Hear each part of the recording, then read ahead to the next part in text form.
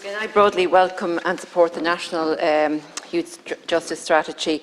If, however, adequate resources are not put into the various organisations and clubs that are mentioned in the document, and there's not meaningful cross-departmental and agency cooperation, it simply will not work.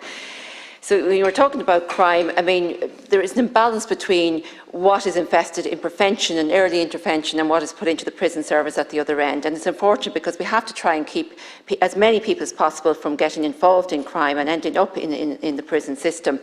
Like the vast majority of young people are good young people. And if investment was put into the backgrounds of those who live with poverty and deprivation, we could solve or prevent a lot of problems, because the drug problem is escalating everywhere. Also, as a former teacher, I think the school completion programme was an excellent programme.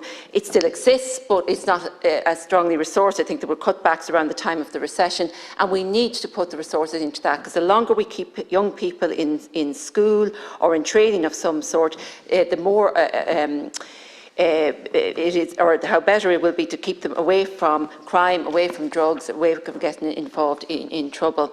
Sinn Féin have argued that tougher sentences need to be given to criminals who engage children in serious crime, and my party colleagues, Deputies Ward and Kenny and Mitchell, have introduced the Coercion of a Minor Bill 2022, which made it a standalone crime to use children for drug-associated criminal activity, with a maximum sentence of 10 years. I mean, it has passed second stage in the Dáil. It should be progressed as soon as possible. I mean, also the Garda Youth Diversion Programme does excellent work. Again, it needs to be better resourced. And just saying, coming from Cavan, we've one of the highest suicide rates in the country. We've roughly double the national average. A lot of this, I believe, not all of them, but a lot of them are youth suicides, and they are very much connected to the misuse of drugs.